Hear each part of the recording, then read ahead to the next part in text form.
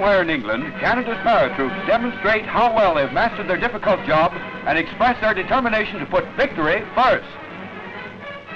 Well, boys, the company commander just came in this morning was telling me there's another victory room back home. This time we got it back at 100%. You know the one we had back in Shiloh? Well, that really went over the top. This time, this one's really going to be better. What did you do last time, Bish? What did you buy in bonds? 150. What are you going to get this time? The same, if not more. That's the old fight. How about you, Dakin? What did you buy last time? I bought $50 last time. I'm going to double it this time. And don't forget, fellas, we got to buy all the bonds we can. Save all your shillings and 2-shilling pieces. You can always wire home and get the money back some other time. You know, all these chutes, planes, and everything that we're using every day, well, that takes a lot of money. And the people back home are behind us, and we got to show them here how we're behind them. We need all the money we can.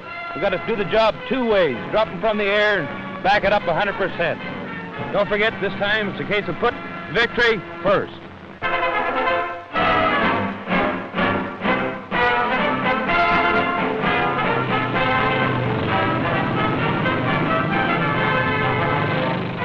At a British airport arrives the new commander of the 1st Canadian Army, Lieutenant General Crerar. General Crerar has the highest praise for the fighting skill of the soldiers throughout the Canadian Corps of the 8th Army and great expectations for the troops under his command in the Allied Western Campaign.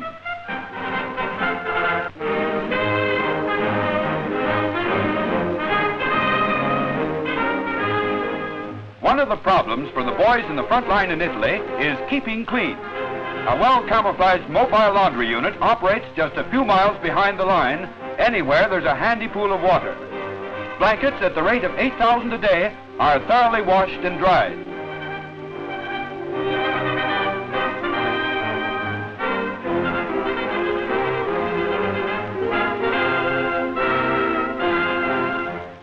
In addition to blankets, the laundry handles all the issue clothing of the troops. Compactly carried on Army transports, the washing and drying equipment of the very latest design can handle the washing of one entire division. It takes just 3 hours to set it up ready for work. The biggest part of this job is camouflaging the entire plant from prying enemy eyes.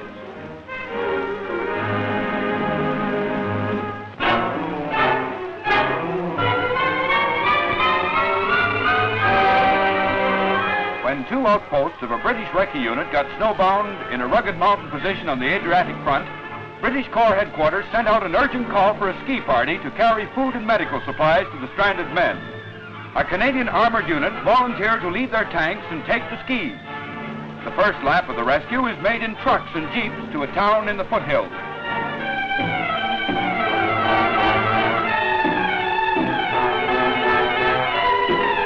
Rear base is reached in the afternoon, and the men are completely outfitted with ski equipment. Yes, they still have ski toggery in Italian shops.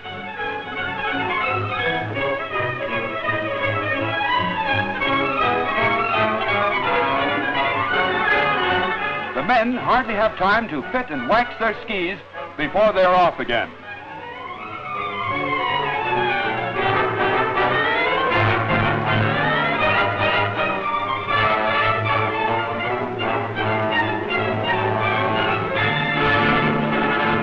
In the Apennine Mountains isn't much like the Laurentians or the Canadian Rockies, but the tankmen enjoy finding their ski legs again. The rescue parties are warmly received by the men of the recce unit, and things aren't as grim as first believed. Canadians relieve a 75% food shortage and get in a lot of skiing on the side.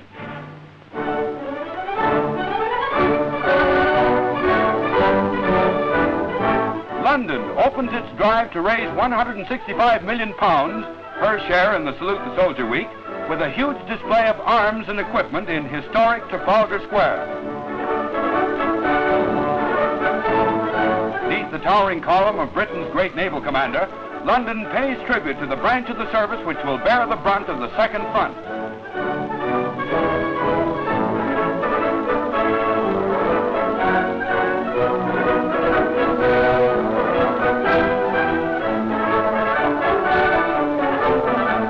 Canadians take part in the many parades, and crack Canadian units, which have been training in England the last 4 years, march proudly beside their British buddies. The skirl of Canadian Scottish bagpipes is heard en route in the Mammoth Parade, which includes all branches of the services. As the parade passes Buckingham Palace, the King takes the salute. Ahead lies the second front with its inevitable sacrifice of life and equipment. Behind lie the years of preparation, which have made our Allied armies the greatest fighting machine in the world. But this training of men and building of equipment takes money, and that is why London asks for and gets more than 165 billion pounds. It's a lot of money, but a lot of grateful people are anxious to play their part and salute the soldier.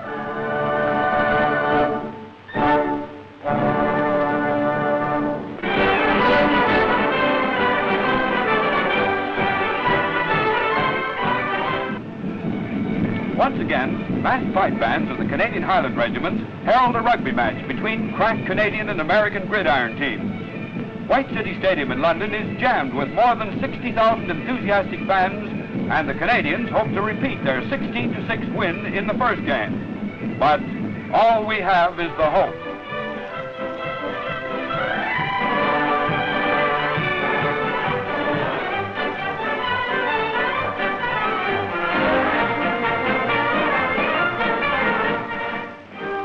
The first half of the game is under Canadian rules, and the Americans throw in their heaviest shock troops. The Canadians soon begin to realize they are in a real gridiron battle.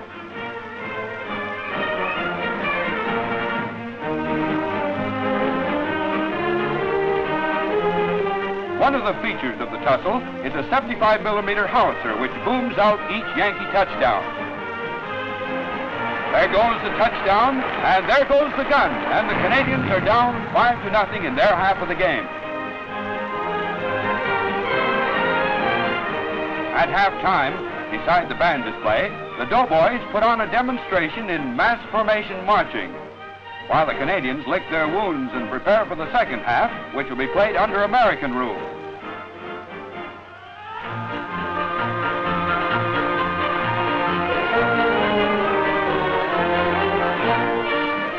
As the last half gets underway, the Yanks really set to work to give the Canucks a lesson or two in rugby.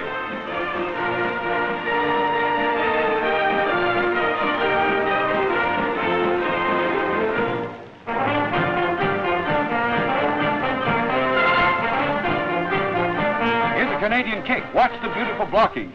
Under American rules, quite unfamiliar to the Canadians, the Yanks run each kick ball back about 20 yards.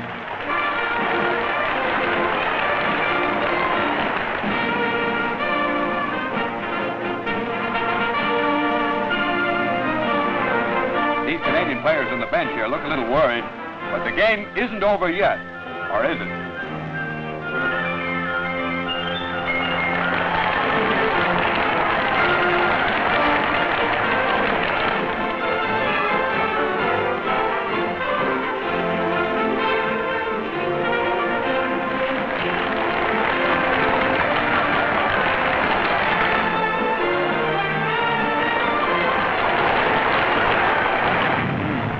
Yes, we know. Another American touchdown. You don't have to rub it in.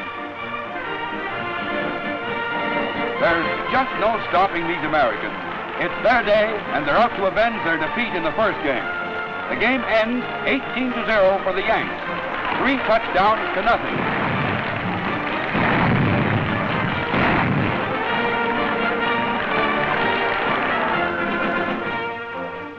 If these two great teams meet again to play off the now even series, we can be assured of some championship football, no matter what the outcome.